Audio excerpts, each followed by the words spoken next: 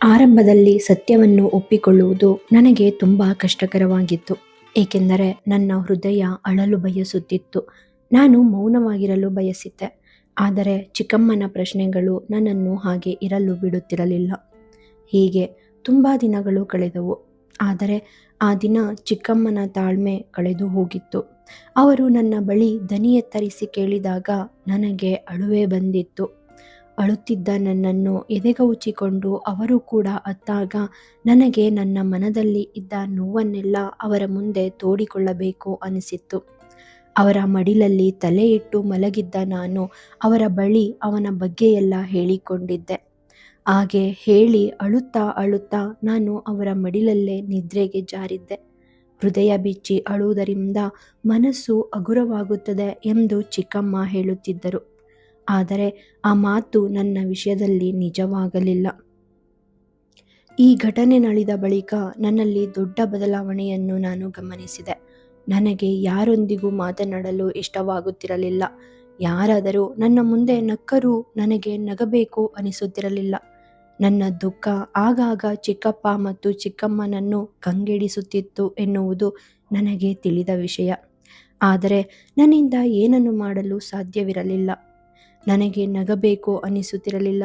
ಏಕೆಂದರೆ ಯಾವುದೇ ಸಂತೋಷದ ಕ್ಷಣಗಳು ಅವನ ಪರಿಮಳವನ್ನು ಹೊತ್ತು ತರುವಂತೆ ನನ್ನ ಉಸಿರನ್ನು ಬಿಗಿಯುತ್ತಿದ್ದವು. ಅವನ ಸ್ಪರ್ಶವಾದಂತೆ ಅನಿಸುತ್ತಿತ್ತು. ಅವನ ಮಾತುಗಳು ನನ್ನ ಕಿವಿಯಲ್ಲಿ ಪ್ರತಿಧ್ವನಿಸಲು ಪ್ರಾರಂಭಿಸುತ್ತಿದ್ದವು. ಅವನು ನನ್ನ ನೆಮ್ಮದಿ, ಸಂತೋಷ ಎರಡನ್ನೂ ಕಸಿದುಕೊಂಡಿದ್ದ. ಅವನು ಮಾಡಿದ್ದು ನಿಜವಾಗಿಯೂ ತಪ್ಪು. ಅವನು ನನಗೆ ದ್ರೋಹ ಮಾಡಿದ್ದ. ಅವನಿಗೆ ಅದು ಬಲವಂತದ ಮದುವೆಯಾಗಿರಲಿಲ್ಲ. ಹೀಗೆ ಸುಳ್ಳು ಹೇಳಿ ನನ್ನ ನಂಬಿಕೆಗೆ ಕೊಳ್ಳಿಯಿಟ್ಟಿದ್ದ. ಎಂದೋ ಬರೆದಿಟ್ಟಿದ್ದ ಸಾಲುಗಳನ್ನು ಓದಿದ ಶೀತಲ್ ಕಣ್ಣುಗಳಲ್ಲಿ ಈಗಲೂ ಹನಿಗಳು ತುಂಬಿದವು. 3 ವರ್ಷಗಳ ನಂತರ ಶೀತಲ್ ಈಗ ಮಕ್ಕಳ ಸಲಹೆಗಾರ್ತಿ. 3 ವರ್ಷಗಳಲ್ಲಿ ಏನೂ ಬದಲಾಗಿರಲಿಲ್ಲ.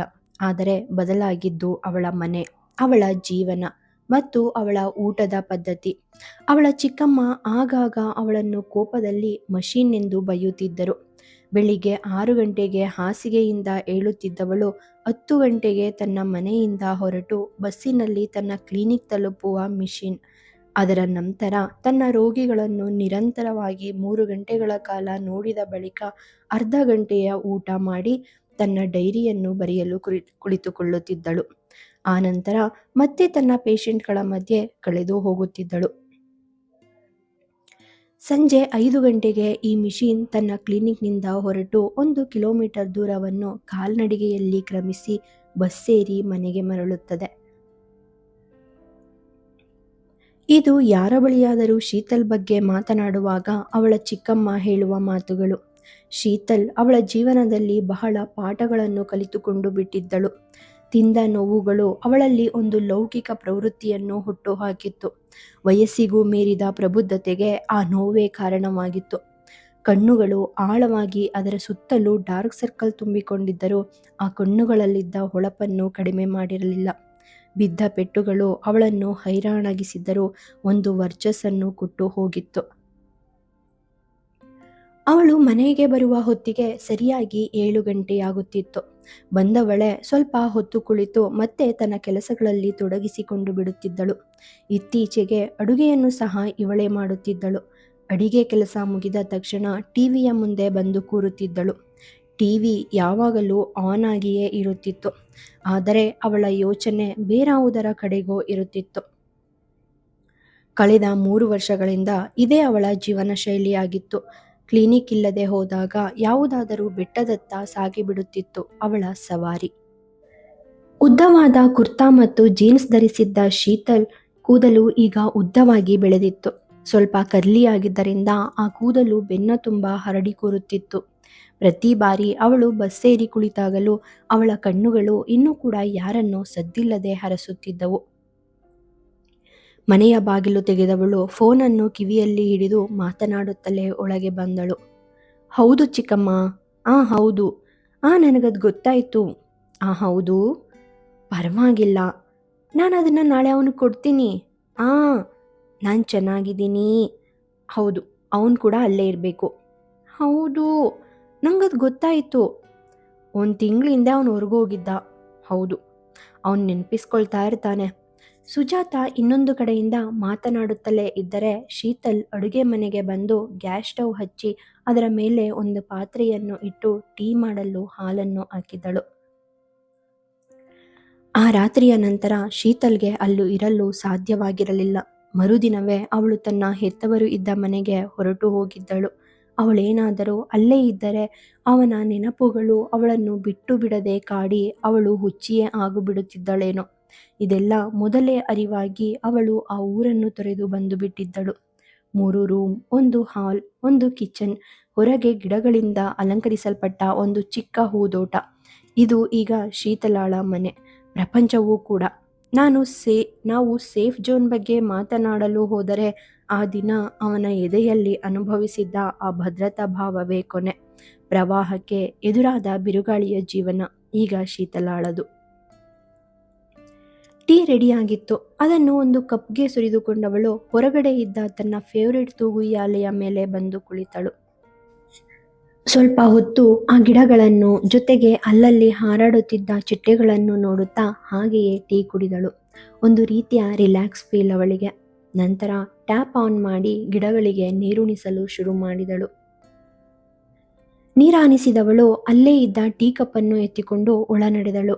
ಸಿಂಕಲ್ಲಿ ಇಟ್ಟವಳು ಬಂದು ಸೋಫಾ ಮೇಲೆ ಕುಳಿತು ಟಿವಿ ಆನ್ ಮಾಡಿದಳು.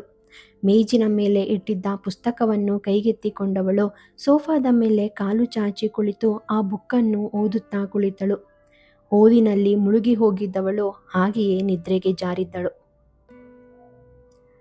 ರಾತ್ರಿ ಸುಮಾರು 2 ಗಂಟೆಯ ಹೊತ್ತಿಗೆ ಶೀತಲ್ಗೆ ಇದ್ದಕ್ಕಿದ್ದ ಹಾಗೆ ಎಚ್ಚರವಾಗಿತ್ತು. ಟಿವಿ ಇನ್ನೂ ಆನ್ ಆಗಿಯೇ ಇತ್ತು. ಇದ್ದವಳು ಟಿವಿಯನ್ನು ಆಫ್ ಮಾಡಿ ಅಡುಗೆ ಮನೆಗೆ ಬಂದಳು. ತುಂಬ ಹಸಿವಾಗಿದ್ದ ಕಾರಣ ಬೇಗನೆ ಉಪ್ಪಿಟ್ಟು ಮಾಡಿಕೊಂಡು ಮತ್ತೆ ಬಂದು ಸೋಫಾ ಮೇಲೆ ಕುಳಿತಳು. ಅದರ ಜೊತೆ ಟೀ ಸಹ ಮಾಡಿಕೊಂಡಿದ್ದಳು ಅವಳು. ಬರೀ ಉಪ್ಪಿಟ್ಟು ಬಾಯಿಗೆ ಅಷ್ಟು ಹಿತ ಕೊಡುತ್ತಿರಲಿಲ್ಲ. ಅಷ್ಟು ಸರಿ ರಾತ್ರಿಯಲ್ಲಿ ಅವಳಿಗೆ ಅದನ್ನು ಬಿಟ್ಟು ಬೇರೆ ಯಾವ ಅಡಿಗೆಯೂ ನೆನಪಿಗೆ ಬಂದಿರಲಿಲ್ಲ. ಆದ್ದರಿಂದ ಟೀ ಸಹ ಮಾಡಿಕೊಂಡಿದ್ದಳು. ತಿಂದು ಮುಗಿಸಿದವಳು ಗಡಿಯಾರದತ್ತ ನೋಟ ಹರಿಸಿದಳು. ಸಮಯ 3 ಎಂದು ತೋರುತ್ತಿತ್ತು. ಅದು ಪ್ಲೇಟ್ ಮತ್ತು ಲೋಟವನ್ನು ಸಿಂಕಿಗೆ ಇಟ್ಟವಳು ಮತ್ತೆ ಬಂದು ಅದೇ ಸೋಫಾದ ಮೇಲೆ ಮಲಗಿದಳು. ಬೆಳಿಗ್ಗೆ ಎಚ್ಚರವಾದಾಗ ಸಮಯ ಸರಿಯಾಗಿ 6 ಗಂಟೆಯಾಗಿತ್ತು. ತನ್ನ ದಿನಚರಿಯ ಪ್ರಕಾರ ಮನೆಯ ಎಲ್ಲ ಕೆಲಸಗಳನ್ನು ಮುಗಿಸಿದವಳು ತಾನೂ ಕೂಡ ರೆಡಿಯಾಗಿ ಯಾಕೋ ತಿಂಡಿ ಮಾಡಲು ಮನಸ್ಸಾಗದೆ ಅಲ್ಲೇ ಹೋಟೆಲಲ್ಲಿ ಏನಾದರೂ ತಿಂದ್ಕೊಂಡ್ರಾಯ್ತು ಎಂದುಕೊಂಡು ತನ್ನ ಬ್ಯಾಗ್ ಎತ್ತಿಕೊಂಡು ಹೊರಬಂದವಳು ಬಾಗಿಲನ್ನು ಲಾಕ್ ಮಾಡಿದಳು. ಅಷ್ಟರಲ್ಲಿ ಅವಳ ಫೋನ್ ರಿಂಗ್ ಆಗಿತ್ತು. ಫೋನನ್ನು ರಿಸೀವ್ ಮಾಡಿ ತನ್ನ ಕಿವಿಯ ಬಳಿ ಒಯ್ದವಳು, ಹೌದು ಚಿಕ್ಕಮ್ಮ, ಹೌದು, ನಾನು ಅವನನ್ನು ಮೀಟ್ ಮಾಡ್ತೀನಿ. ಹೌದು, ನಾನು ಅದನ್ನು ತಗೊಂಡಿದ್ದೀನಿ.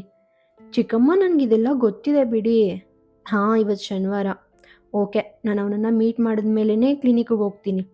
ಓಕೆ, ನಾನು ಅವ್ರ ಹತ್ರ ಮಾತಾಡ್ತೀನಿ ಎಂದು ಹೇಳಿದವಳು ಕಾಲ್ ಕಟ್ ಮಾಡಿ ಉಫ್ ಎಂದು ಉಸಿರು ಬಿಟ್ಟಳು.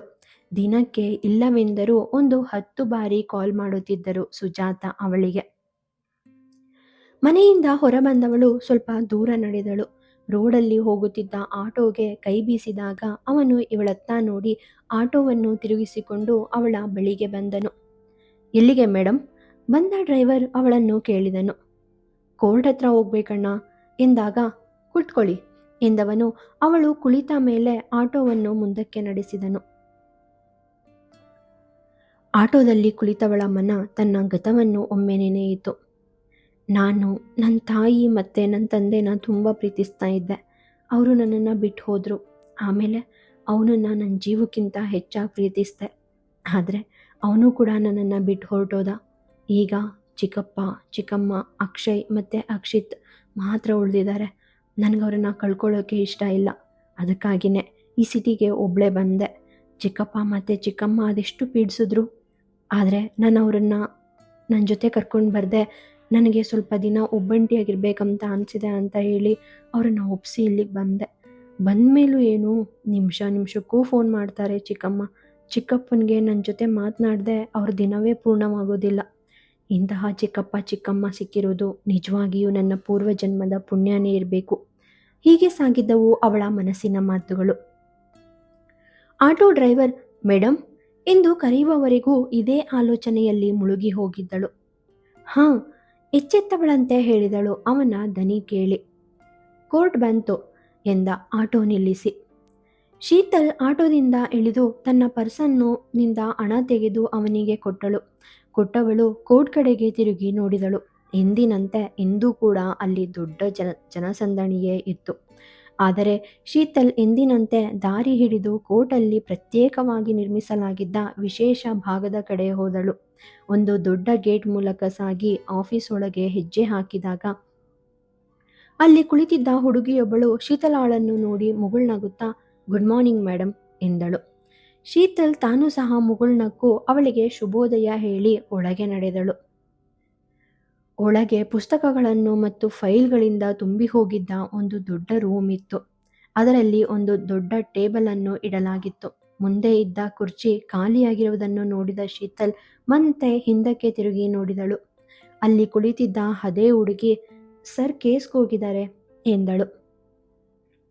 ಅವಳ ಮಾತನ್ನು ಕೇಳಿದ ಶೀತಲ್ ನಗುತ್ತಾ ಪರದೆಗಳನ್ನು ಸರಿಸಿ ಒಳಗೆ ಬಂದು ತನ್ನ ಪರ್ಸನ್ನು ಅದೇ ಟೇಬಲ್ ಮೇಲೆ ಇಟ್ಟು ರ್ಯಾಕ್ನಲ್ಲಿ ಇಟ್ಟಿದ್ದ ಪುಸ್ತಕಗಳ ಕಡೆ ನಡೆದಳು.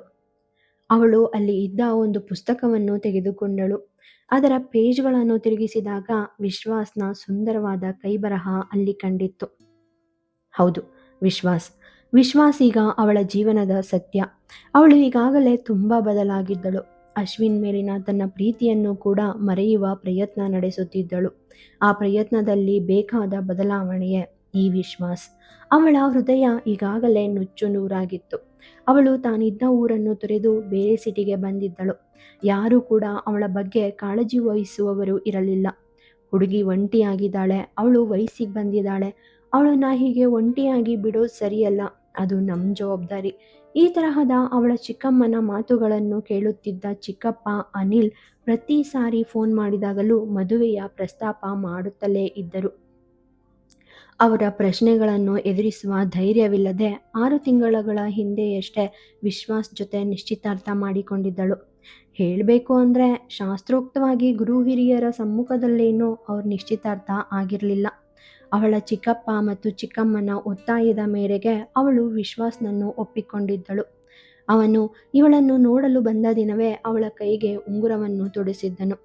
ಚಿಕ್ಕಪ್ಪ ಮತ್ತು ಚಿಕ್ಕಮ್ಮ ಅವಳ ಬಗ್ಗೆ ತುಂಬ ಯೋಚಿಸ್ತಿದ್ರು. ಅವರಿಗೋಸ್ಕರ ಅವಳು ವಿಶ್ವಾಸ್ನನ್ನು ತನ್ನ ಜೀವನದಲ್ಲಿ ಬಿಟ್ಟುಕೊಂಡಿದ್ದಳು. ತಮಗಾಗಿ ಯೋಚಿಸುವವರ ಬಗ್ಗೆ ತಾನು ಯೋಚಿಸದಿದ್ದರೆ ಹೇಗೆ ಎಂದು ತರ್ಕಿಸಿದ್ದಳು. ಹಾಗೆಯೇ ವಿಶ್ವಾಸ್ ಕೂಡ ತುಂಬ ಒಳ್ಳೆಯ ವ್ಯಕ್ತಿಯೇ.